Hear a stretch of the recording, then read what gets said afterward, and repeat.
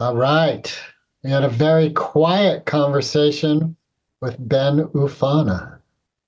Yeah, you guys are in for an interesting treat. I would encourage you to take a few deep breaths and to really deepen into your listening because at first you may feel a little bit distracted. And I think one of the main points that Ben brings up in this conversation is how by paying a little bit more attention, by exercising our listening skills with each other, new meanings can be given to you and you can find new ways of having a beautiful life. I agree. And so subscribe, support Blast and Compton Cowboys, give us a rating, drink adrenochrome cola, and enjoy this ride with the very deep, still running waters of Ben Ufana. Sis, hallo? Blijven.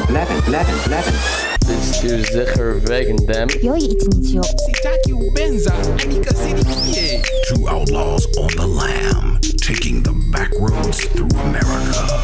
You can't drink enough coffee for this show. And now it's time for Monday Madness with the Moped Outlaws, Greg and Mark. Hello, and welcome to another episode of Moped Outlaws. And today I would like to start with something a little unusual we don't normally do on the podcast. But I would like to set a kind of ritual container. And so in this moment, with deep gratitude, I am calling in the presence of the ancestors, the four directions, and the four elements, earth, fire, air, and water, so that we might have a deep healing conversation for the benefit of all and with harm to none. And so it is that I open this container for this conversation. Welcome, Ben. We're so glad you're here. Hey, thank you, Mark. Thank you, Greg. You're welcome. How's your day starting? Pretty interesting because I developed my own system of meditation practices, and largely that came about because I carried a lot of trauma from my own childhood and adolescence. And initially I was flailing. I had no idea what to do with it. I spent a few years training with a traditional Native American doctor, a medicine man, and when he transmitted portions of his own healing gifts, that power that he possessed, and initially I could feel that high, that altered state, but I was very slow or hesitant to begin to work on my own. But then once I did, it was like pouring hydrogen peroxide into an infected wound. And that's when a lot of those traumas begin to reemerge. And I found myself just consumed with this, at times, excruciating pain. Even, and a lot of it I was reenacting through relationships.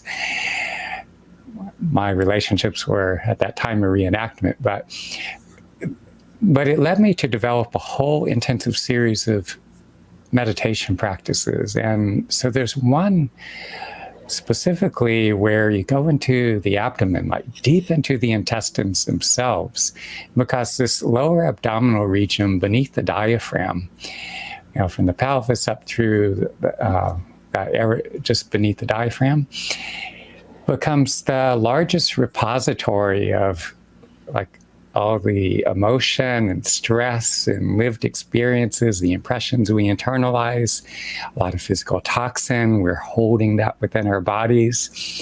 And so I've been doing about 3 hours of that a day.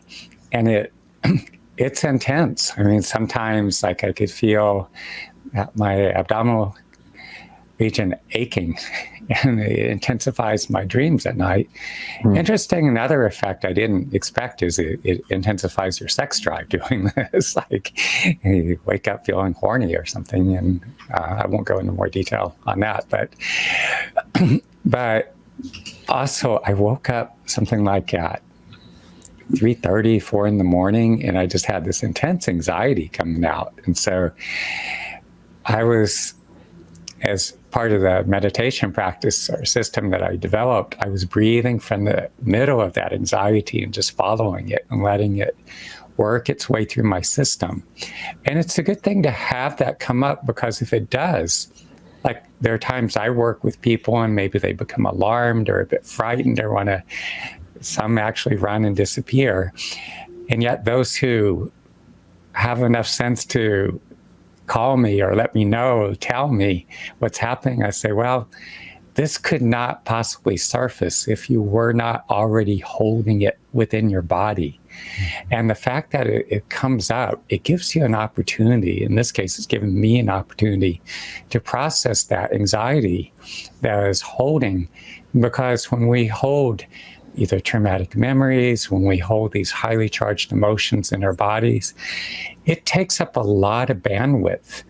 And the traumas, the emotions that we hold in our body, they operate outside of our conscious awareness. And there are whole separate thought processes that operate, again, outside of our awareness. They are not in alignment with a greater purpose, what we want to achieve or accomplish. And often they can work against us. So to bring that into conscious awareness and process it, it's an opportunity to become more in alignment, to become more congruent. So that's how my day started out. Beautiful. And how do you feel right now? Were you able to alchemize and shift as much as you needed, or are you still somewhat troubled by that? Feel good now. I'd say maybe it could use a little more sleep, but as time has gone on, I tend to sleep a bit in installments anyway. So instead of sleeping through the 8 hours, I wake up and I get up and do what I'm going to do. Meditate, martial arts practice, articles to write, other things. Keeping up with the war in Ukraine, I want to see them kick the bleep orcs out of Ukraine. Just very adamant on that. And I think part of that, I was in Sri Lanka during its brutal war that lasted nearly 30 years, and it was intense. I mean, I saw a lot of stuff, like, walking past the site of, a bombing minutes after it occurred, in which people died, and smoke still coming off the wreckage. And after the war, I spent a lot of time in the north of the country, the former war zone, and got to be friends with a number of former rebel combatants, former Tamil Tigers. And I came to understand that a lot of these people, even though they were branded as terrorists, there's the Sri Lankan government, they hired PR firms in the UK, and they jumped on the war and terrorism bandwagon, and they spun what was going on, and so they but these people in the north, all sides did bad things in that war, but for the most part, these people were fighting for their own survival and that of their own people. But I think I'm going off on a tangent here. But well, what I'm hearing is this traumatic experience of being directly adjacent to war. Yeah, has connected you to some warlike emotions in your own body. Mm-hmm. That have you connecting those to your perception of the conflict in, Ukraine. Yeah. And that you've invested energy in being connected to that outcome. Mm-hmm. And I'm curious about why you've chosen that.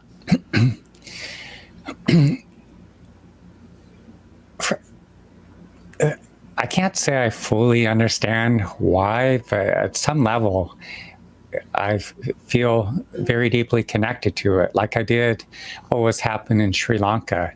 At the end of the war, the government side, which is dominated by ethnic Sinhalese, and they pushed the journalists, they pushed the United Nations. They said, we can't guarantee your safety. You need to leave. You need to evacuate from the north. And knowing the Sinhalese as I do, I mean, there's a mix in there. Every culture has their shadow, their darker and their lighter sides, and there's an aspect of the Sinhalese that constantly running scams. And you see this a lot in South Asia. Whichever group is more numerous will victimize the other group, such as in India, Modi, the president there, marginalizing Muslims and Christians. When he was chief minister of the region Gujarat, or province, and there were these riots or this massive pogrom, and they were just slaughtering, butchering Muslims and killing them in their homes and burning the homes down with them inside the home. And then, in Sri Lanka, back to Sri Lanka, is that, there was just this mass killing that was taking place. And there was the Tamil diaspora was desperately, trying to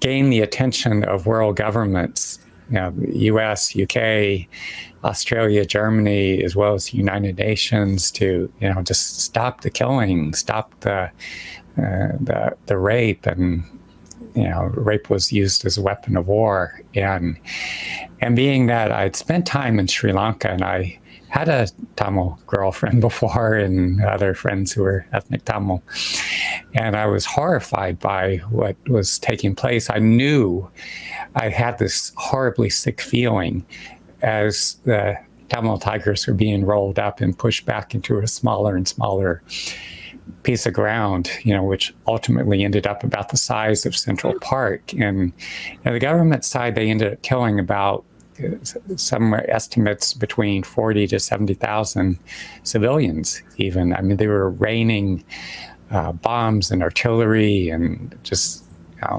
executing, especially the former, or at that time, the rebel fighters. And I was talking with one of my friends who was a former cadre or fighter, and he said, like a lot of these others, he just stripped off his uniform. He said, if I didn't do that, they would have killed me. And he just, camouflaged himself as a civilian. He got himself out of there. And, thankfully he's alive now. And I'm happy he's alive, and we're friends and everything. But seeing what was happening in Ukraine, and there's, when the war in Sri Lanka, there was this part of me is why is this happening? This is just inconceivable that people can be such fucking idiots and do such barbarity and all. And so I really poured myself into it and educated myself. And during those final stages of the war, I too was jumping in. And I think our collective efforts, pumping all the video footage and the photographs and the accounts of what was taking place, did get the attention of world governments and put the pressure on Sri Lanka's government to stop the killing and other atrocities. And so in a similar way, I feel that by sharing a lot of information on, film, video footage of what's happening in Ukraine, that it helps to increase public support. And that's so important because we have a global community. Even though I work as a healer and I'm not very ethereal, and among the Native Americans, the traditional healer doctors, a lot of them, they were also hunters and warriors, and they were intensely present people. They were very powerful. They weren't off in fairyland somewhere. They were just intensely present. And so it's like, what can I do? And even if it means getting on the phone and calling the White House, it's like, please, just free Ukraine from the stupid arbitrary rule that says that they can't strike deep into Russian territory, the air bases where those bombers are parked, that are launching missiles that are targeting Ukrainian hospitals and densely populated residential areas. Got it. Thank you. So in that experience you're having, I can see why anxiety is somewhat of a bedfellow. I think some of the anxiety, like what I work with is, I work with a form of power. Like I was this traditional Native American doctor from the Kiowa tribe of Medicine Man, transmitted portions of his own healing gifts to me. And that happened when I was starting at 20. And then in order to earn the right to work with these gifts of healing, you go through the vision quest, which involves going out and fasting 4 days and nights with no food and water. And so I work with a pretty intense power. And it depends on the individual. I mean, there are people who are threatened, intimidated, they'll run. And the reason why is because the kind of power I work with will put them in touch with the issues, the emotions, whatever they're holding in their body, those impressions of lived experiences. And there's so many people, a large percentage of our culture operates with this, don't go there. Just denial, disconnect, don't feel it. And yet my work is that, go there, deal with it, face it, deal with it.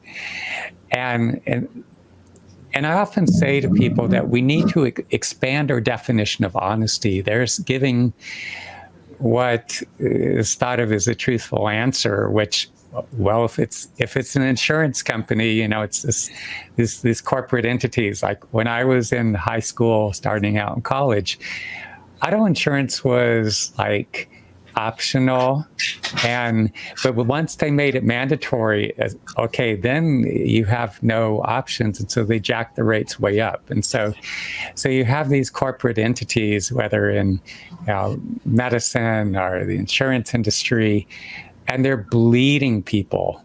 And so in that case, you're dealing with a corporation. It's like, tell them whatever the fuck you want to tell them. It's like you're trying to survive and you don't want to pay out the ass. But when it comes to individuals, be as truthful and honest as possible. But again, expanding your definition of honesty, because if you're not facing your issues head on, if you're not allowing yourself to fully experience your authentic emotional responses that arise in response to what you're dealing with in your day-to-day life, there's a degree of dishonesty there. You're not being fully honest with yourself, and therefore you're not being honest with anyone else. Now, on the other hand, there are certain people who truly resonate with the work I do because they realize it helps them to really get to the core issues.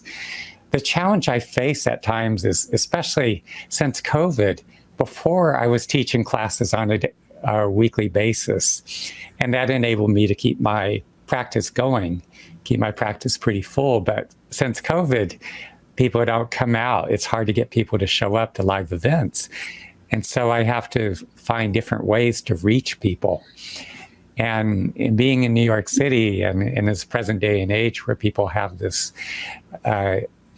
digital media-induced attention deficit, and it alters the biochemical makeup of the brain. It alters the neural structure of the brain in ways that makes it difficult for people to focus. And so what happens is people tend to skitter along the surface, jumping from one thing to another. It's hard for them to focus on anything for any significant length of time. Whereas before we had all this distractive technology, oftentimes people would start working with me and they would continue often for years because they found in many instances the presenting issues would resolve themselves, and then they would be making progress in all these other areas and say, wow, well, let's keep going. But the challenge that I face in like reaching people now is surprisingly, I've done a lot better than I ever expected since COVID. But there have been times where, like last year was probably the slowest year I had since the banksters crashed the economy in 2009 with their risky financial maneuvers. At the fundamental core of what I hear you talking about is health and well-being. Mhm. and you're talking about it as an individual and the individual's biological system. And then you're also talking about communities and the health of these communities. And I'm wondering if part of your practice is seeing them both as one. So your investment in what's happening with your crane is a direct biological element of who you are. And in healing of the one, you're healing the other as well. I feel we all need to be socially responsible. I'm not Buddhist, but in Buddhism, there's the concept of the bodhisattva. And, where one dedicates or commits themselves to the betterment of the world. And, according to that model, for lack of a better term, there's these individuals who evolve to such a level, and some of them say would complete the cycle of lifetimes, but would still elect to continue to come back to assist humanity. And so I feel we have a duty or a responsibility. And one of the things that happens is when you take the steps to heal your own traumatic wounding, that it opens, it awakens, it deepens your capacity for empathy and compassion for other living beings. And so when I see people who are struggling, and many examples, there are times like when I am in New York City, for instance, and I would have a subway card, a weekly metro card, and I would see some of these poor migrants, economically poor, from places like Central or South America, from Bangladesh. And I know they don't have a lot of money, and I see them like reaching for change and, to put money on their Metro card. And then I take my Metro card and I swipe it and I say, hey, and I probably blew the microphone out there, and I get their attention and I point at the turnstile and I say, go. And, and it's like, if I can make a difference in anyone's life. And I think that's so important because, there are a lot of people, and I see more of that, I'll say, among the Anglo-Caucasian population in New York City. It's that, they just come out with this hatchet face, where they're just like looking straight ahead and so self-absorbed, they don't think of anyone but themselves. I love that description, hatchet face. I'm going to use that. Yeah. What's up with the hatchet face? Yeah.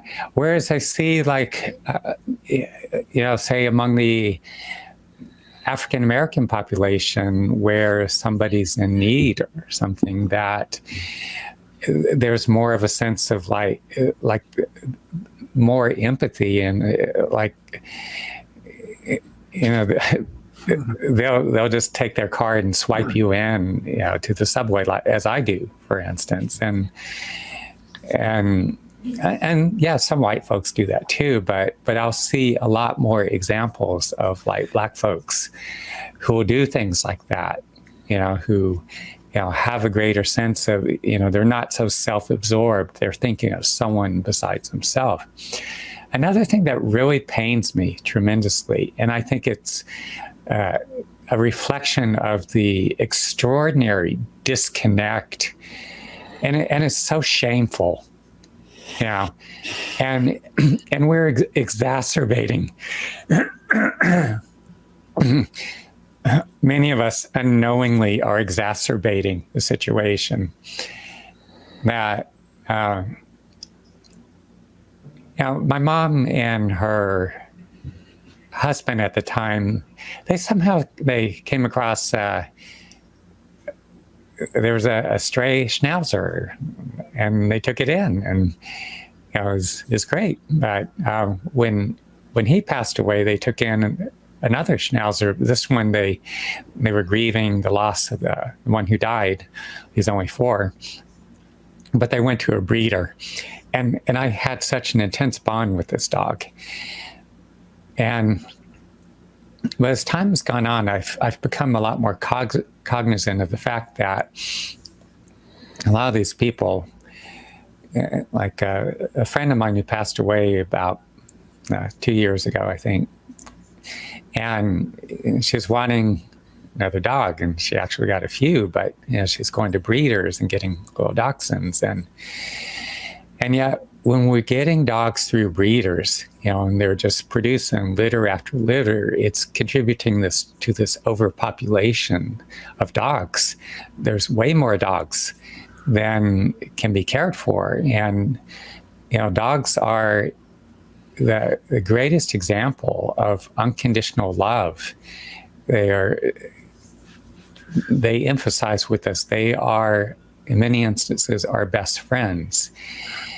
And the fact that we're being so mindless and we're getting all these breeds, a lot of people are going to breeders and going to pet stores, where it's like, go to your shelter and look there. Even if you want to breed, there are organizations that are specifically focused on whether it's Yorkies or German Shepherds or whatever breed here. Did your learning and interaction with the indigenous people of it was the Northeast tribes? No, my mentor is from the Kiowa tribe, and they were situated in Oklahoma. Okay. And he lived on the Navajo reservation.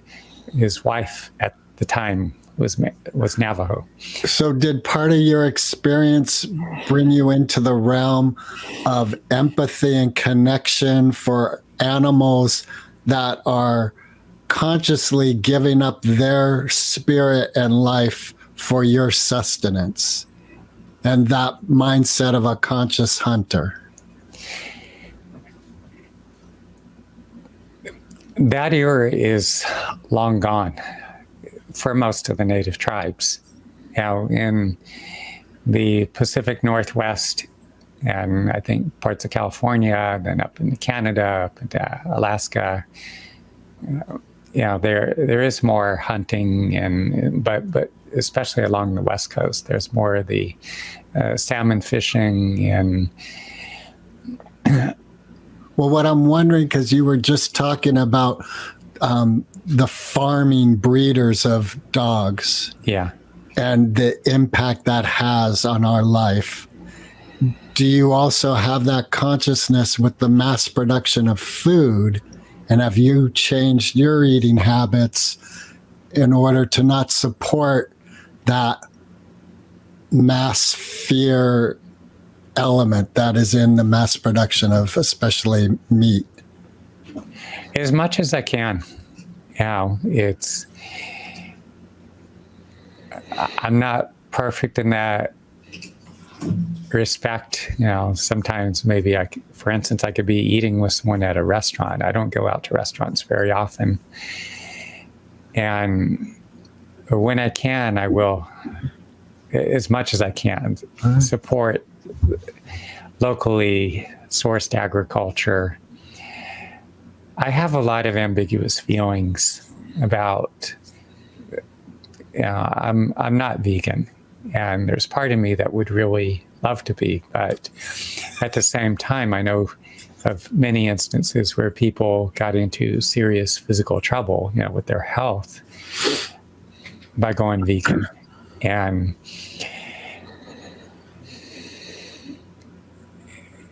it pains me a bit, so I'll say that's an area of ambiguity or maybe some contradiction with me, that I do consume some animal products. Ben.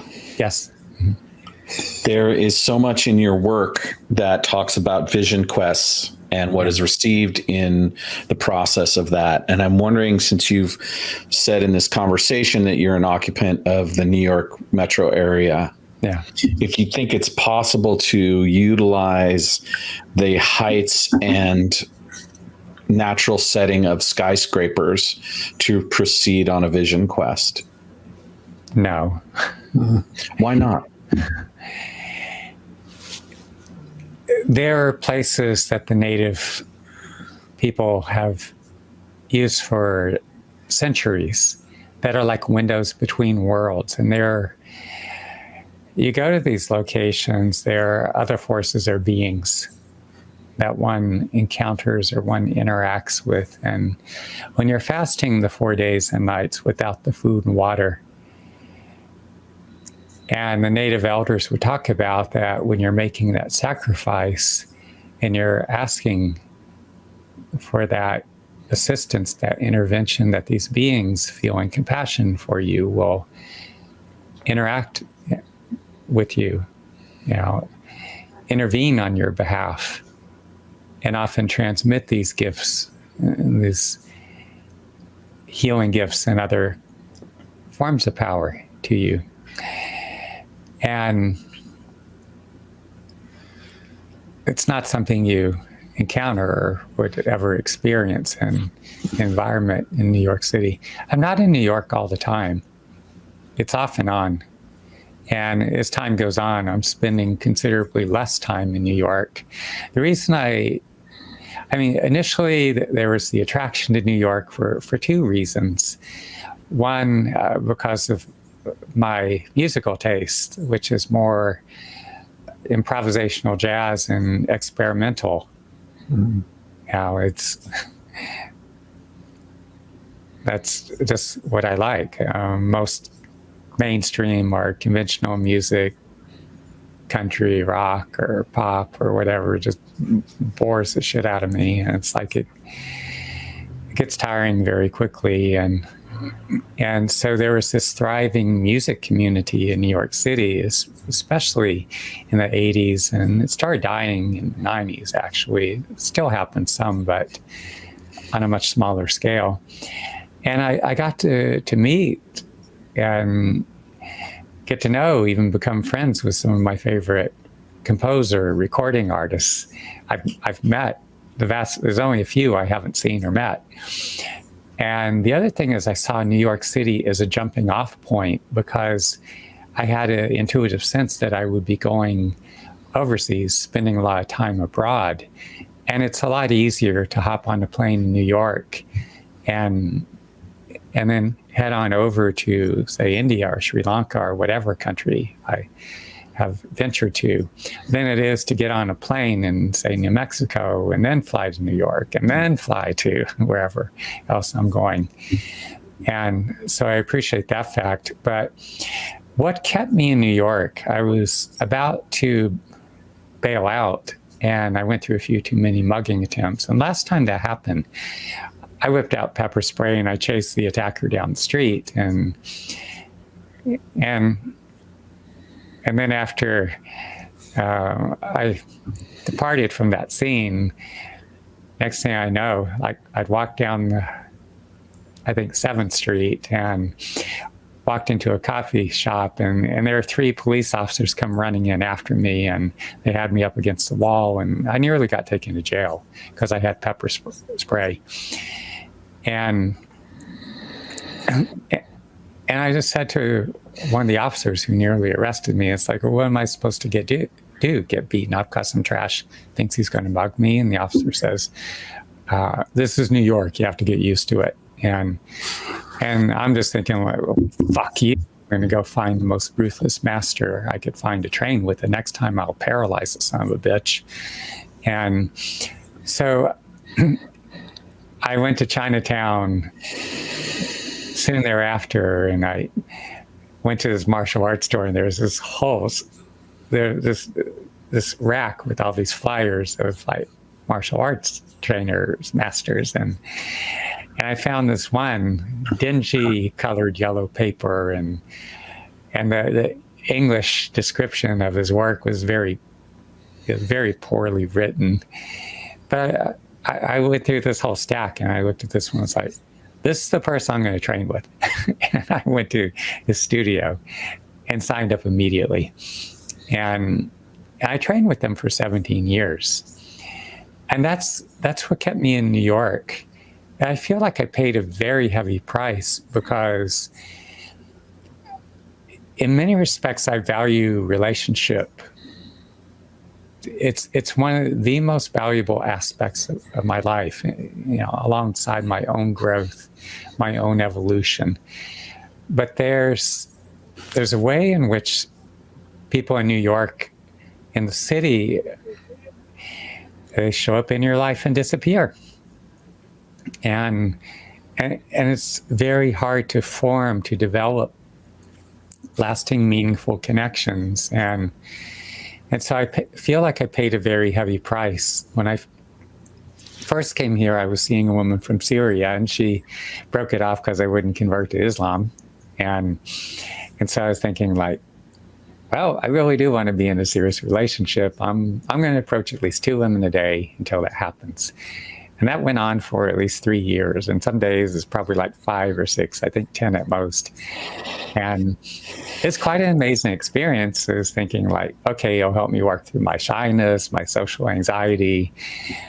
And also in the process of doing so, I realized, wow, I relate to women a lot more than I relate to men. I have a lot more in common. There was a lot more for me to talk with women.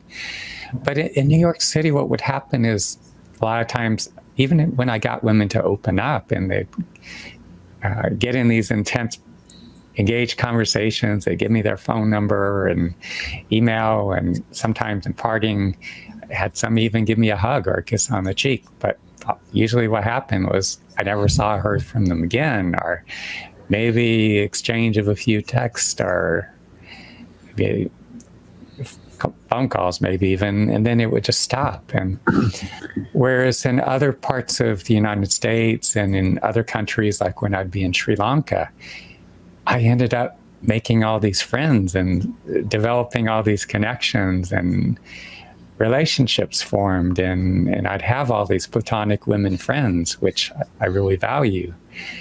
And so I'm gradually working to extricate myself from New York City for that reason, because I deeply value my connections with other people. Got it. I read several of the different articles you've written. Uh-huh. One in particular was intriguing to me, and I'm wondering if we could unpack it a little. The article, Sure. Awakening Passion, Getting in Touch with Our True Desire. Mm-hmm. What I notice is that in our culture, there's this assault on our senses, which tends to lead men particularly towards a form of desire that is not necessarily originating from within, but is conditioned into them, as if it's leveraging our sexual response and trying to provoke us to behave according to consumerist tendencies and old tropes of masculine behavior. And my question for you is, what do you think of when you think of getting in touch with true desire, and how do men particularly go about doing that in a way that will liberate them from these kinds of conditioning? I think a lot of it goes back to both. There's our parenting, because male children feel female parenting are parented very differently, different expectations, and boys growing into men, oftentimes there's not the acceptance of our vulnerability, of our experiencing our authentic emotional responses. Or I feel like with women, girls growing into women, there's greater permission for that. And I know for me, the fact that, I had so much of the trauma of my childhood and adolescence surfacing, especially into my mid-20s, and doing the work that I've done, teaching myself to dive into the depth of that was at times excruciating pain and the whole range of emotions. And developing this both cognitive and emotional range, continually working to expand that, going through all the practice. Like on a daily basis, I do intensive meditation practice where I'll sit down and I'll go into whatever feelings or bodily sensations that arise, anything that's pressing, any issue, any discomfort that's weighing upon me. I go directly into that. And a lot of times just being with sensations, but in doing so, it strips down a lot of the layers that we built up. And amidst that layering, there's a lot of societal messaging or programming. And so as you're stripping down these layers, it's getting more and more down into your authentic core being. And then I missed some years in my 20s, but when, let me back up just a little bit. I'll also, I'll work with various therapeutic interventions like deep tissue body work. I do that as much as I can. I signed up for a month series of flotation tank sessions, and that takes you into these profoundly deep meditation states. And that too, I use this to strip down layers. As you work with feeling and sensation, and it's dissolving these layers of armoring. Our lived experiences or subsequent cognitive and emotional responses need to go through a process of digestion. When we fail to do so, it accumulates within our bodies. That creates more and more and more disconnect, and it accumulates over the years and decades. And so a lot of people in respect don't know their asshole from a hole in the ground. And you see it in so many examples. People are, the Sex Pistols years ago, the punk band, and they had that song Pretty Vacant. And it's like the lack of self-awareness, the lack of awareness of what's going on around us. We're not tuned into the suffering of other people and animals. And a lot of people, they can't even place Ukraine on a map, for instance. But doing this practice and making use of the interventions too, like the flotation tanks, deep tissue body work, the sessions I've done with gifted healers, strips down this layering. And so more of the authentic self can emerge. And then as I was, getting, at 29 and that urgency began to grow. At 30, I felt that need to go back to the mountain, to go on the vision quest, thinking, yeah, that's how these native doctors became so extraordinarily powerful. And so at 31, I started going back. And so since 1993, I've been going in spring and fall, like clockwork, over and over and over. I just keep going back to the mountain. And I'll feel this extraordinarily powerful presence descend into my body, sometimes like a near-death experience. And I'm literally digesting these past traumas and other very stressful lived experiences. And it keeps stripping down that core. And the more that you connect with that authentic core being, what happens is a lot of this cultural programming, this familial, things that we internalize from our parents, more and more that dissolves, it drops away, and you become more true to self. As that happens, greater empathy, greater compassion naturally emerges.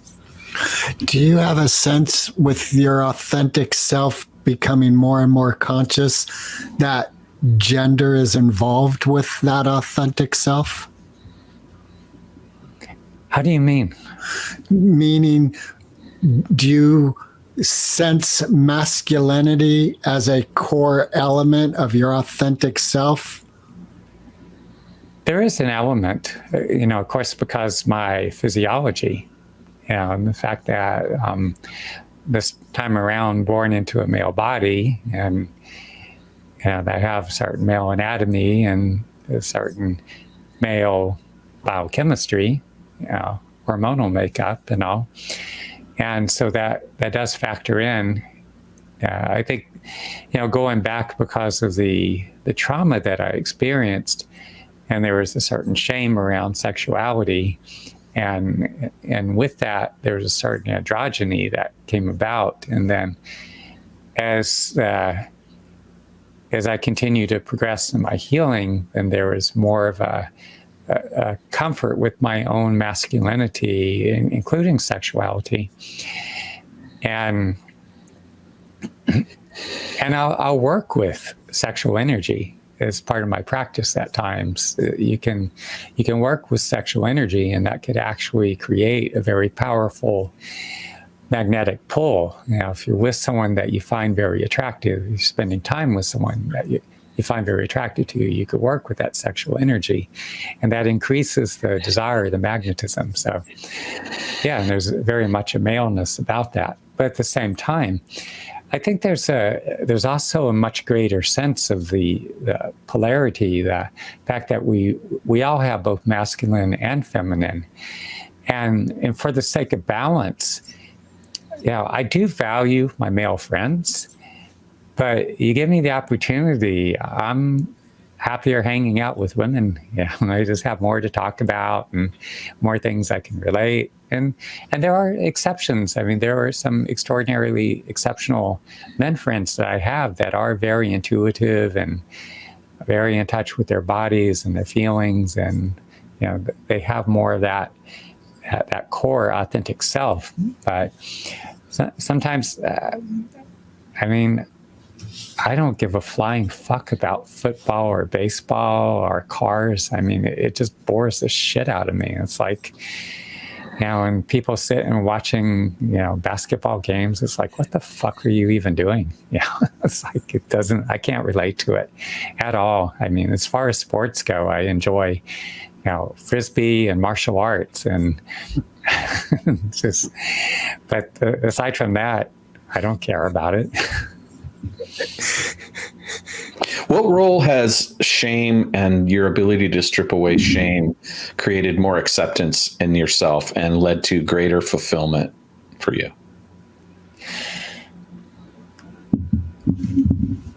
I think the shame, came in where there was this profound sense of being inherently flawed or defective. And when you suffer a lot of this traumatic abuse, and the anger, the even hatred that was directed at me, and so as a response to that, I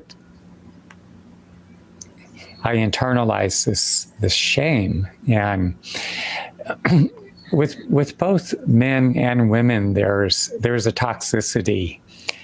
Both genders have their own flavors of dysfunction, and although I strongly support feminist issues, like for instance, Afghanistan, and you see the Taliban not allowing women to go to school. And to me, that is so painful. And in India, the gender-based violence, sexual and other violence, that women are subjected to, the misogyny in general. And of course, not all men. I have a lot of male friends in India that are very devoted fathers and husbands and very caring brothers and cousins and very loving to their female friends and family members. But they're horrific abuses, especially towards the members of the lower caste, who are referred to as Dalits, formerly referred to as untouchables. But in any case,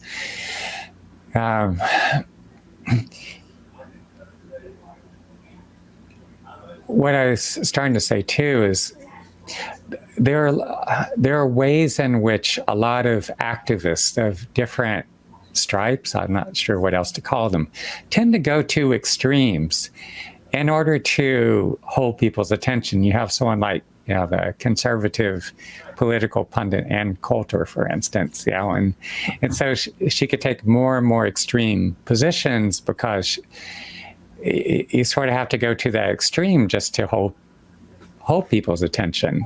And unfortunately, it's it's radicalizing people in many ways. But you would see that, you saw that for a couple of decades in feminism and women's studies as they were taught here in the United States. And you had,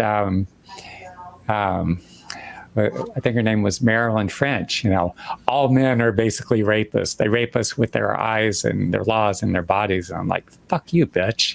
It's like, you're not helping anybody. And it just created this polarization, and it caused this, it creates gaps. It widens the gaps, creates more of a disconnect between men and women. It's the opposite of healing. It's very damaging to women, and both men and women suffer. And being on the receiving end of some of that, and just the fear that I would see among a certain segment of the female population in say New York and Boston, and I would hear that a lot from other men with whom I interacted. And some of that spread across the United States as well, although to a much lesser degree. I found women to be a lot more trusting, and it was easier to connect, and I'd have, a high, if probably the majority of my friends being women. And then, but that mindset, just too much dairy or something that's creating a congestion, but was reinforcing my own shame, and it forced me to confront some of these issues within myself, the shame, and so I use my own practice.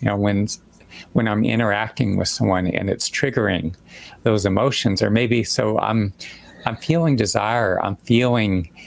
I'm wanting to get to know a woman, and I'm coming from a genuine place. And it's like, what's this projection that there's something wrong with me because I feel a desire, because I want to be in a relationship?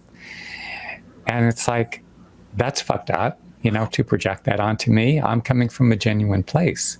But didn't you say earlier in our conversation that if you're feeling something, it is alive inside your body? True. And part of your process of healing is accepting that reality. To acknowledge it, to acknowledge what you're feeling. First acknowledge the reality, the situation, the interaction you're having. That's one. Two, what do you feel in response to it? Is it sadness or grief? Shame, as you just asked me about, anger, frustration. What do you feel?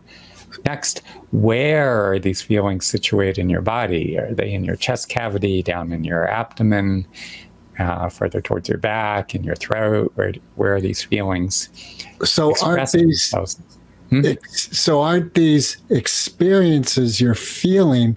Because what I thought I heard you just say moments ago is that individuals were projecting a feeling onto you that wasn't really yours, and you're experiencing it. What I'm believing, though, from your earlier conversation is in reality, you have these feelings inside you, and an individual or an environment, an experience is bringing it to the surface of consciousness. Two different things, very important points I want to address here. One, let me finish what I was starting to say earlier, because once you notice these feelings and sensations in your body and you bring their awareness to them, you breathe very softly and deeply, and that facilitates the digestive process, where you're able to digest your lived experiences and your subsequent cognitive and emotional responses. So this is very crucial. Another thing that we need to acknowledge here is that feelings are not always rational, and sometimes we can be triggered emotionally. And we're having a strong or powerful emotional response. I'm listening to an audiobook right now. It's called Hit 'em Where It Hurts, and it's talking about how the Republican Party and the far right uses certain messaging. And the author is talking about how this messaging and even some of the former Fox News executives, for instance, would talk about our business model was to rile up the crazies. And so you're bombarding them with this emotionally charged messaging, things like the war on Christmas and the fact that, this saying happy holidays is part of this woke agenda, and this whole woke thing is just absolute bullshit anyway. The thing that the conservatives are projecting, that calling this and that woke, it's like, oh, go fuck yourselves. And you can't even define the word woke. But anyway, so there are ways that there are people that, a lot of these populist political leaders like Trump and Viktor Orban in Hungary and Putin in Russia, and they will, there are these deeply instilled values, and there are ways in which people threatened and feel vulnerable. And so what they do is they play off of an individual's fears. And so we do have certain vulnerabilities, let's say, and I hope I'm articulating this in a way that's going to be making sense here, but we have these vulnerabilities, but we also need to self-examine.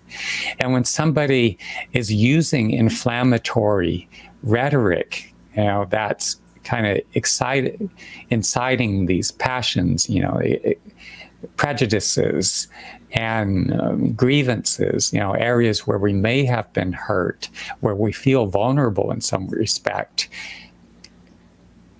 We need to also self-examine so that, because if someone causes us to see ourselves as, and you see this in a lot of like fundamentalist religions, the Republican Party relies on this as well. There's this sense of, even when they're winning politically, there's this sense of this perception of victimization. We've been victimized, and just because someone who's gay or lesbian wants to be able to get married, have a relationship, just entitled to the same basic rights as the rest of us are, that it's an affront to our religious liberties, our values, our liberties are being threatened. It's like, no, you're just being a fucking idiot.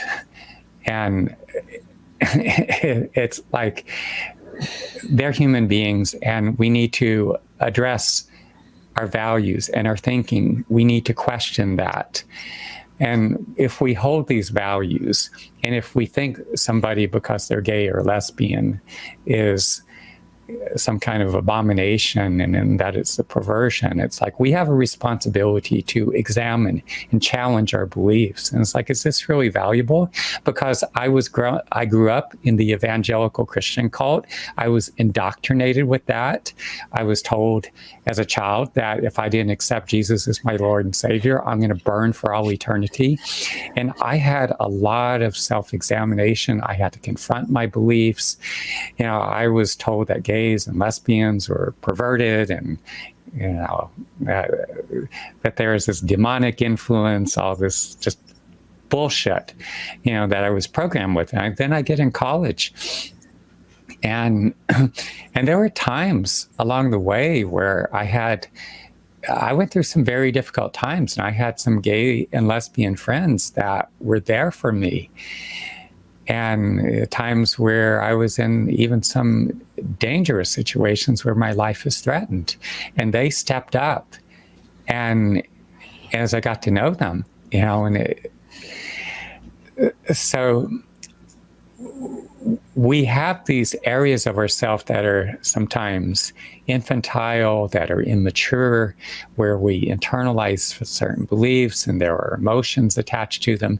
It can evoke emotional response, but we need to work with the emotions, and we need to examine our thinking, our beliefs. And And as we work through our emotional responses and we examine our beliefs, we can change and we can adopt belief systems that I feel are more compassion-based and that are more socially responsible and that are more accepting of other people, allowing everyone to live and let lived.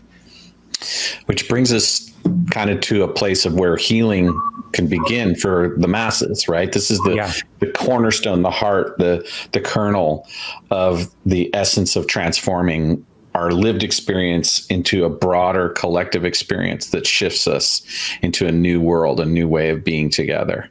And I see that in your work and I see that in your writing. And at this point, I want to move us into kind of conclusion. Sure. And so my question for you is, how could people find a way to work with you if they're intrigued with what you've had to say? What is the best way for them to get in touch with you? And the best way is you can go directly to my website, which is my name, benufana.com. Again, benufana.com. Yeah, we'll publish a link with all of our materials for sure. Wonderful. There's a contact form on that website where you could message me. You can call my Google voice number, 332-333-5155. You can leave a message and I will call you back. I admit I'm not good about checking that every day. Sometimes multiple days or a week could go by, but once I see the message, I will call you back. I work with a lot of people in the midst of breakup, divorce, abandonment, rejection, unrequited love. So you could download the free ebook, gettingoveryourbreakup.com is the link, or book a call from refiningrelationships.com. On my website, there's so many articles that I encourage you to read. You can go to YouTube and subscribe to my channel and putting out videos most every week. You could find me on Instagram and Facebook. Some people who are very right-leaning might find me a bit offensive because I'm very unapologetically pro-democracy. And having spent time in governments where you have, like Sri Lanka, where an autocratic leader takes over and a lot of people die as a result of it, I definitely see the importance of maintaining our democracy and the checks and balances that they're in. Got it. So one of the rituals that we do here before we close the conversation is we ask a question. Sure. And it's musical in its nature. So it may seem a little bit of a left turn here, but I'm going to ask the question, and whatever response is present for you is welcome, and it's part of the fun. Okay. So the question is, Eminem or Foo Fighters? Wow. As I said, I primarily gravitate to or listen to experimental and improvisational jazz. And so I really appreciated, I'm going to say, where Eminem took a knee in the Super Bowl. And so his way of saying "fuck you" to the right wingers, and because I have a lot of admiration for Colin Kaepernick, where because there's the and I know a lot of law enforcement are doing an extraordinary job, and it's sad that there are those individuals who are in law enforcement for the wrong reason. So, please, I do not want to demonize in any way law enforcement, because we need law enforcement. They play an important part in our society. But there are those bad individuals, like in any profession, like in the financial industry, who crash the economy, in any profession, among the clergy or whatever, but the fact that a lot of African-American men, a disproportionately high rate of being killed in incidents, and is heartbreaking to hear about. An African-American man, I don't remember his name, is bought a toy gun for his son or something, and he's just standing there talking with his father on his smartphone, and SWAT team shows up and they shoot him to death. while he's on the phone with his daughter, his father, and just too many incidents like that. So for Eminem to take a knee, I mean, I greatly appreciate him for doing that, and gives that legitimacy, and it calls people's attention to an issue that we need to be paying a lot more attention to. But then, as I said, experimental, improvisational. My favorite artists are people like, bands like Kasiber and Skeleton Crew. They were back in the 80s, so maybe I'm dating myself, but even more contemporarily. Evan Parker, saxophonist, and Barry Guy, a bass player. Jerry Hemingway, a jazz experimental drummer, and my absolute favorite vocalist, Mike Patton from the band Mr. Bungle. Got it. Thank you so much for sharing that piece of you with us. Sure. And in this moment, I'm going to formally end the ceremony by offering our gratitude to our ancestors and thanking them for their presence and releasing them, thanking the four directions and releasing them, and then also thanking the four elements, the earth, the fire, the air, and the water.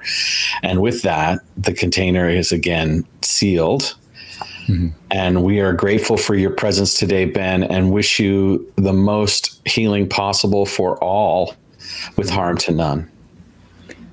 Thank you, Mark. Thank you, Greg. Very much enjoyed our engagement here. Recording stopped.